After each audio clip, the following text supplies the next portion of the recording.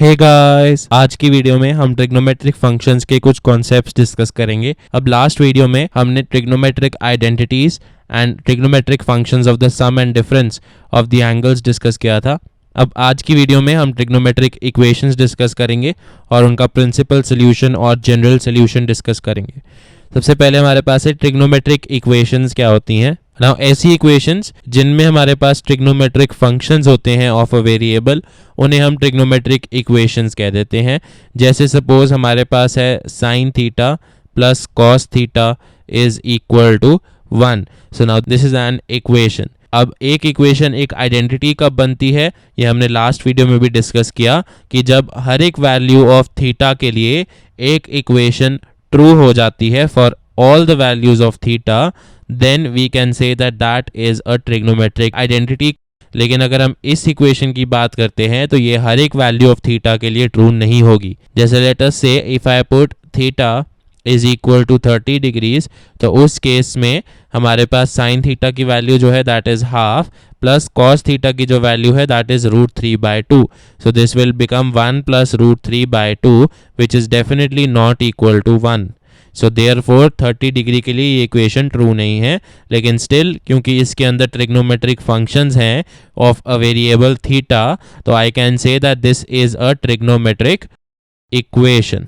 और अगर हम इसी में ऐसे बोल देते हैं कि हमारे पास है sine square theta plus cos square theta is equal to 1। अब इस केस में अगर हम theta is equal to 30 degree या कोई भी वैल्यू पुट करेंगे थीटा की, लेट अस से हमने 30 डिग्री ही पुट की, सो आई हैव 1/2 का square which will be 1/4 plus √3/2 का square which will be 3/4। So this will be equal to 1। So आप देख सकते हो कि हर एक वैल्यू ऑफ थीटा पे ये जो इक्वेशन है ये होल्ड करेगी। That is why this trigonometric equation will become a trigonometric identity. Then उसके बाद प्रिंसिपल और जनरल सोल्यूशन, इन दोनों में क्या फर्क होता है किसी भी एक इक्वेशन के। अब एक इक्वेशन हमारे पास है, उसके कुछ ना कुछ सोल्यूशन तो होंगे ही। अब सपोज हमारे पास ये इक्वेशन है sine theta plus cos theta is equal to 1। हम बोल रहे हैं कि ये जो इक्वेशन है किसी ना किसी थीटा पे ये इक्वेशन ट्रू होगी। सारे एंगल्स पे ट्रू नहीं है लेकिन कुछ एंगल्स पे तो ट्रू होगी। तो वो वाले एंगल्स अब हमें निकालने हैं, तो उन एंगल्स को हम क्या कह देते हैं, that those are the solution of this equation. अब हम बात कर रहे हैं जनरल सोल्यूशन की और प्रिंसिपल सोल्यूशन की। नाउ जनरल सोल्यूशन और प्रिंसिपल सोल्यूशन में क्या फर्क है, हमने बात की साइन और कॉस की।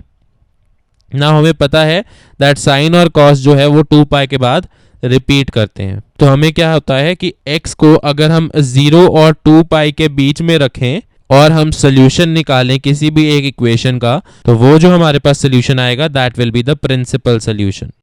जब भी हम किसी भी एक इक्वेशन का सोल्यूशन 0 से 2π के बीच में निकालेंगे, that solution will be a principal solution. अब हम 0 से 2π रेंज क्यों ले रहे हैं, क्योंकि साइन और कॉस जो है वो 0 से 2π में रिपीट होते हैं। सिमिलरली अगर हम tan की बात करते हैं तो tan जो है वो -π to π की रेंज में रिपीट होता है। और अगर आप देखो ध्यान से तो -π to π जो है वो भी बेसिकली 0 to 2π ही बन जाता है अगर आप उसे थोड़ा मैनिपुलेट करो। बिकॉज अगर हम बात करते हैं in the positive direction, 0 to π/2 is the first quadrant and π/2 to π becomes the second quadrant। फिर उसके बाद अगर हम बात करते हैं -π/2 to 0, this is the fourth quadrant and -π to -π/2 this is the third quadrant। और अगर हम नॉर्मली बात करते हैं, नॉर्मली हमारे पास क्या आ जाएगा, π से 3π/2 will be the third quadrant and 3π/2 से 2π will be the fourth quadrant। तो आप देख सकते हो कि यहाँ पे ये थर्ड क्वाड्रेंट है और यहाँ पे ये थर्ड क्वाड्रेंट को रिप्रेजेंट कर रहा है, और यहाँ पे -π/2 to 0 फोर्थ क्वाड्रेंट, और ये हमारे पास फोर्थ क्वाड्रेंट को रिप्रेजेंट कर रहा है। तो ऐसे हम -π to π को 0 to 2π में कन्वर्ट कर सकते हैं। सो दैट इज वाई हमने 0 to 2π जो रेंज है उसे लिया है फॉर प्रिंसिपल सोल्यूशन। अब 0 और 2π में से हमने 0 को इंक्लूड किया है, 2π को एक्सक्लूड किया है। 2π को एक्सक्लूड क्यों किया है, क्योंकि 2π पे जो भी वैल्यूज होंगी वो 0 की जैसे सेम होंगी। So that is why we have excluded 2π over here. Then उसके बाद ये हमारे प्रिंसिपल सोल्यूशन की बात हो गई। अब इसके बाद जो सेकंड हम बात कर रहे थे that was for the general solution. अब जनरल सोल्यूशन क्या होता है, हम बोल देते हैं कि जब हमारे पास sine of x is equal to 0 है तो यहाँ पे x जो है that is equal to n pi. हम ऐसे बोल रहे थे where n belongs to z, तो जब किसी भी सोल्यूशन में हम ऐसे n ले आते हैं that solution becomes a general solution. तो अगर हम डेफिनेशन देख लेते हैं दोनों की, that is the solutions of a trigonometric equation for which x lies between the interval 0 to 2 pi are called principal solutions and the expressions involving integer n which gives all the solutions of the trigonometric equations is called the general solution। अब यहाँ पे n include करने से क्या होता है कि हमारे पास सारे के सारे एंगल्स आ जाते हैं जो हमें वैल्यू देंगे sin x equal to 0, be it minus pi, be it plus pi, be it plus 15 pi plus 17 pi, वो सारी की सारी वैल्यूज हमारे पास आ जाती हैं जनरल सोल्यूशन के अंदर। सो that is the difference between general solution and the principal solution। Now let us take an example। जैसे हमें यहाँ पे given है that tan of x जो है that is equal to -1 by root 3।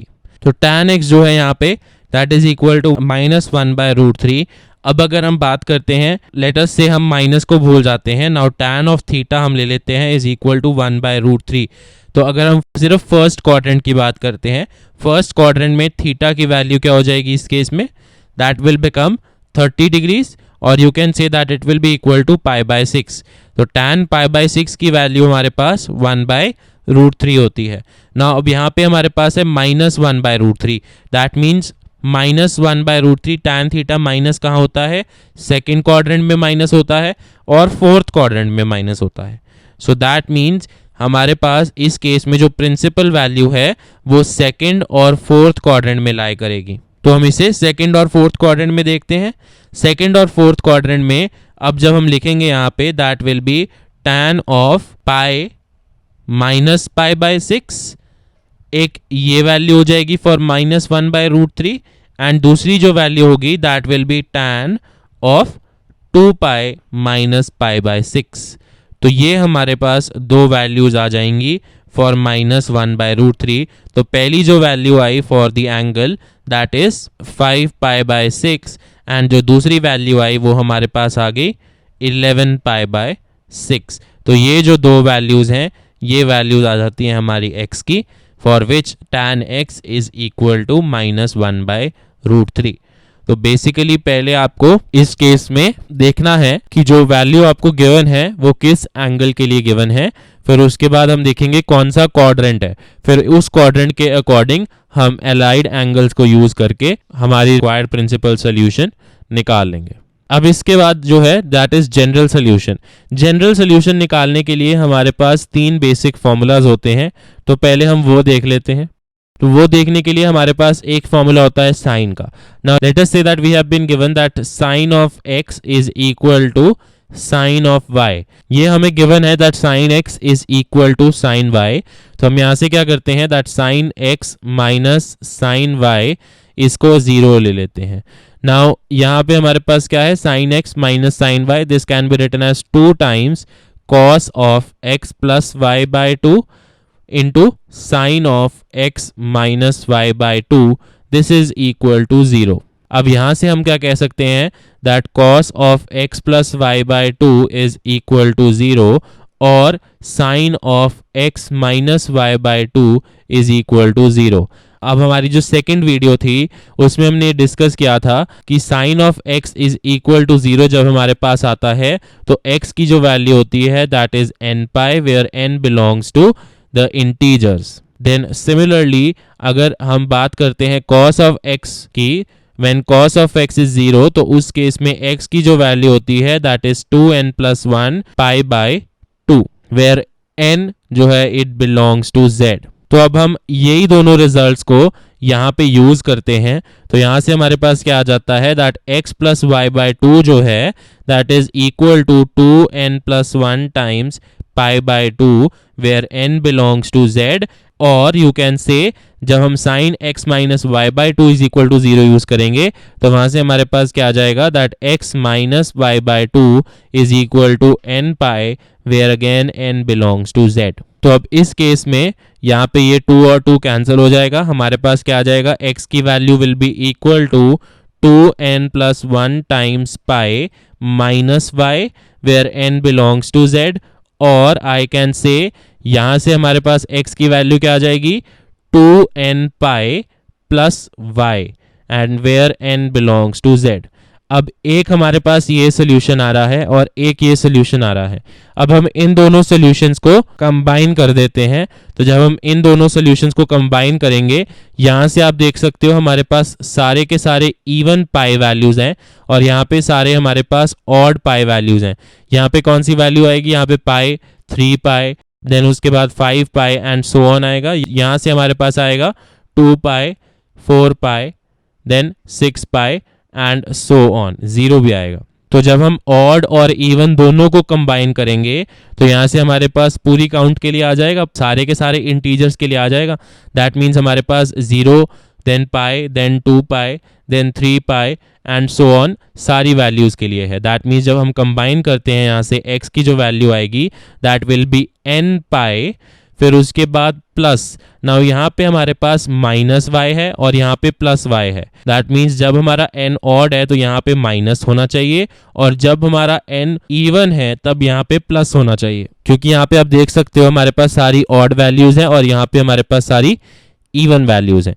तो जब इवन वैल्यूज हैं तब उस केस में y जो है वो पॉजिटिव है और जब ऑड वैल्यूज हैं उस केस में y जो है वो नेगेटिव है। तो दैट इज वाई यहाँ से हम क्या लिखेंगे, -1 टू द पावर n। तो यहाँ से ऑटोमेटिकली क्या होगा कि जब n की वैल्यू ऑड है यहाँ पे -1 हो जाएगा और जब n की वैल्यू इवन है यहाँ पे +1 हो जाएगा and this will be multiplied with y। तो यहाँ से x की जो वैल्यू आएगी that will be n pi plus -1 to the power n times y where obviously n belongs to the integers. तो अगर हमारे पास sine x is equal to sine y ऐसे एक इक्वेशन आ जाती है तो उसका जो जनरल सोल्यूशन आएगा हमारे पास that is that x is equal to n pi plus -1 to the power n times y where n belongs to z। Then ऐसे ही सिमिलरली हमारा सेकेंड केस आता है। सेकेंड केस में हमारे पास है, अगर हमारे पास cos x is equal to cos y ये गिवन है तो यहाँ से हमारे पास क्या आएगा, that cos of x minus cos of y is equal to 0. So now this will be equal to -2 sin of x plus y by 2 into sin of x minus y by 2. This will be equal to 0. ये हमने फिर से यहाँ पे identity use कर ली। अब यहाँ से हम क्या कह सकते हैं, that sine of x plus y by 2 either this is equal to 0 और sine of x minus y by 2 this is equal to 0। तो अब अगर ये दोनों हमारे पास 0 हैं, अब हमें पता है जब साइन ऑफ x 0 होता है तो x की वैल्यू क्या होती है, n पाई। तो यहाँ से हम क्या कह सकते हैं, that x plus y by 2 जो है this is equal to n pi where n belongs to z, or you can say that x minus y by 2 जो है this is equal to n pi where n belongs to z। अब यहाँ से हमारे पास x की क्या value आ जाती है, it is 2n pi minus y और it is x is equal to 2n pi plus y where n belongs to z। तो यहाँ से आपके पास x की क्या वैल्यू आ गई, 2n pi minus y या फिर 2n pi प्लस y। तो यहाँ से I can say that when cos of x is equal to cos of y, this implies that x की जो वैल्यू है that is 2n pi plus minus y where n belongs to z। तो ये हमारे पास जब भी cos of x is equal to cos of y आएगा तो वहां से जो हमारे पास x के लिए जनरल सोल्यूशन बनेगा that will B 2n pi plus minus y where n belongs to z। then similarly जो हमारा next है that is for tan। तो tan के लिए अगर हमारे पास given है tan of x is equal to tan of y and obviously हम tan के डोमेन में काम करेंगे यहाँ पे। so I will get from here that x and y do not belong to 2n plus 1 pi by 2 where n belongs to z। तो अब इस केस में हमारे पास क्या आ जाएगा, that tan of x minus tan of y is equal to 0। अब इसे हम साइन और कॉस में कन्वर्ट कर देते हैं। हमारे पास क्या आ जाएगा, sine x by cos x minus sine y by cos y and this is equal to 0। अब यहाँ से हम क्या करते हैं, एलसीएम ले लेते हैं, तो हमारे पास आ जाएगा sine x into cos y minus cos x into sine y and this is divided by cos of x into cos of y and this will be equal to 0। अब cos x cos y को अगर हम right hand side पे ले जाएंगे this will become 0 only। then यहाँ से sin x cos y minus cos x sin y, this is a direct identity for sin of x minus y। so यहाँ से हमारे पास क्या आ जाता है, that sin of x minus y is equal to 0। अब जब भी sin of x 0 होता है तो उस केस में हमारे पास x जो होता है that is equal to n pi where n belongs to z। तो यहाँ से हम क्या कह सकते हैं, दैट x माइनस वाई जो है that will be equal to n pi where n belongs to z। तो यहाँ से x की जो वैल्यू है that comes out to be n pi plus y where n belongs to z। तो यहाँ से हमारे पास क्या आ जाता है कि अगर हमें tan of x is equal to tan of y given है तो यहाँ से we can say that this implies कि जो x का सोल्यूशन होगा, जनरल सोल्यूशन होगा, that will be x is equal to n pi plus y where n belongs to z। Then इसमें हमारे पास एक और बहुत इंपॉर्टेंट रिजल्ट आता है, that if sine theta is equal to sine alpha and cos theta is equal to cos alpha, तो उस केस में थीटा जो होता है that is equal to 2n pi plus alpha again where n belongs to z। this is an important result।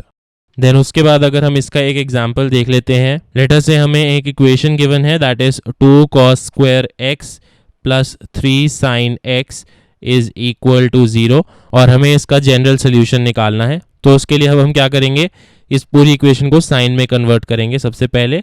तो यहाँ से हमारे पास क्या आ जाएगा, 2 times 1 minus sine square x plus 3 sin x is equal to 0। Then यहाँ से हमारे पास आ जाएगा 2 minus 2 sine square x plus 3 sin x is equal to 0। यहाँ से हमारे पास इक्वेशन क्या आ जाती है, 2 sine square x minus 3 sin x minus 2 is equal to 0।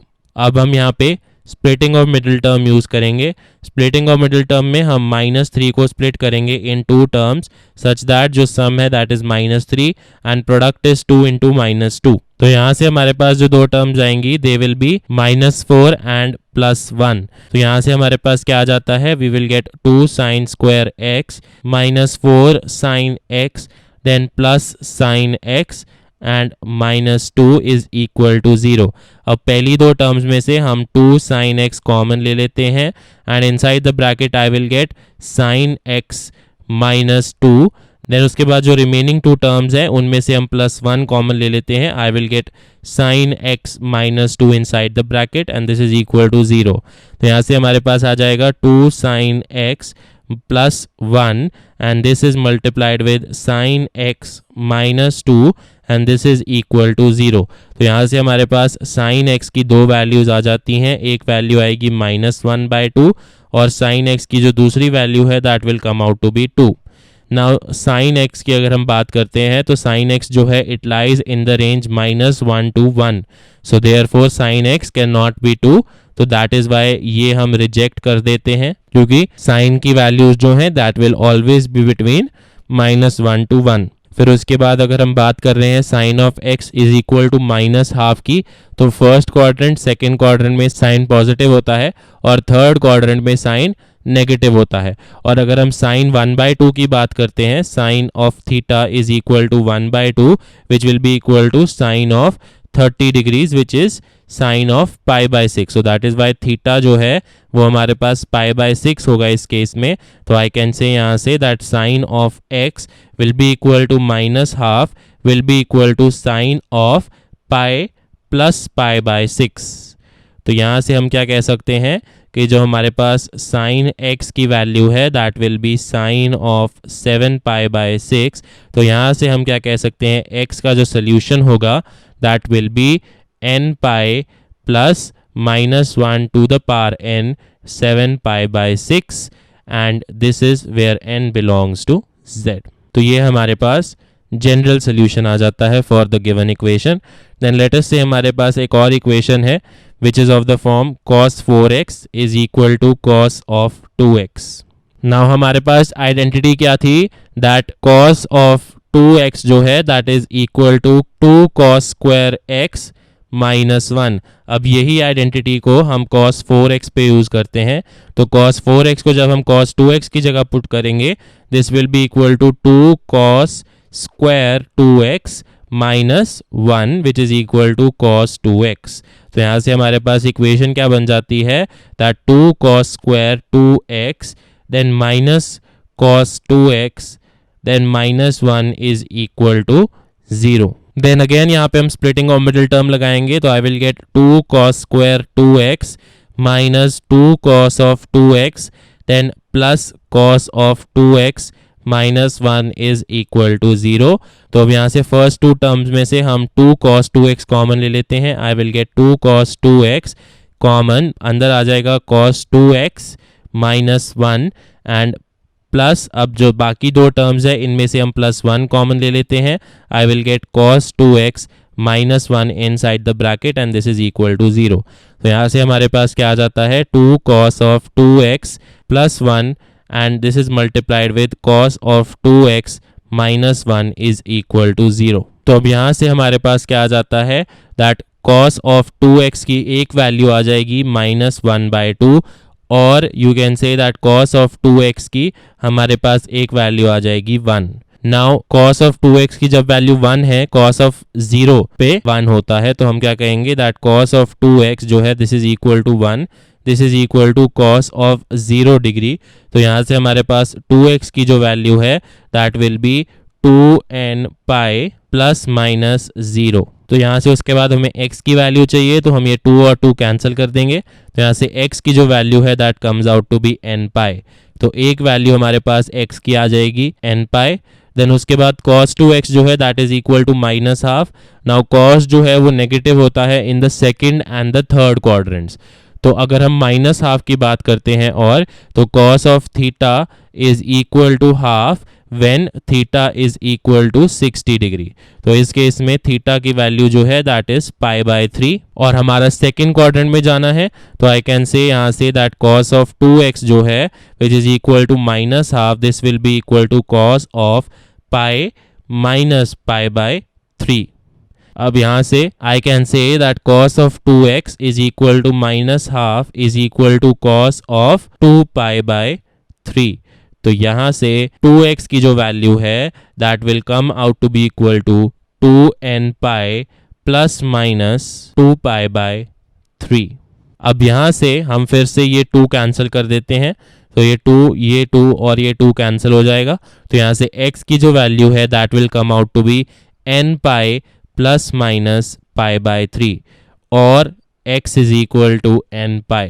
तो ये हमारे पास दो वैल्यूज आ जाती हैं for x and these are the two solutions for the given equation that x is equal to n pi plus minus pi by 3 और x is equal to n pi. Then the last example that we'll do here that is secant square 2x is equal to 1 minus tan of 2x.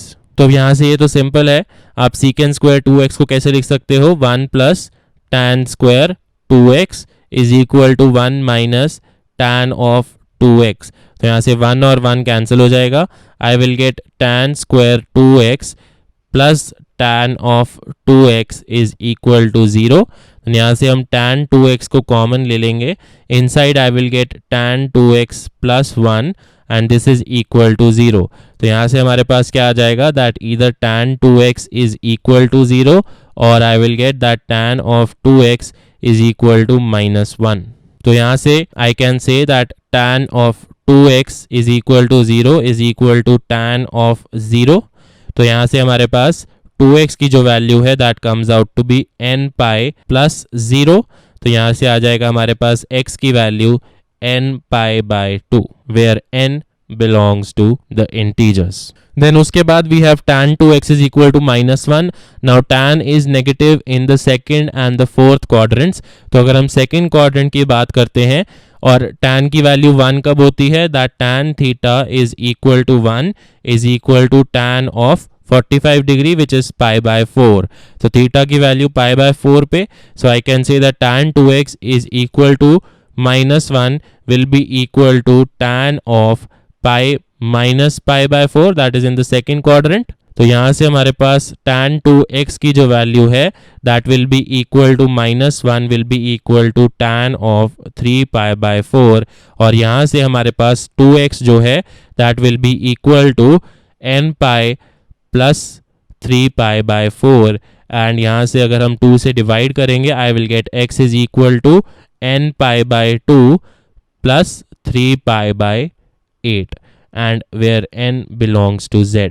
तो यहाँ से ये हमारे पास दो solutions आ जाते हैं for the given equation that secant square 2x is equal to 1 minus tan 2x. So this is all that we have about the trigonometric equations and the principle and the general solution. For more videos, subscribe to the channel Top Flight Classes and click on the bell icon so you do not miss any updates. Happy learning!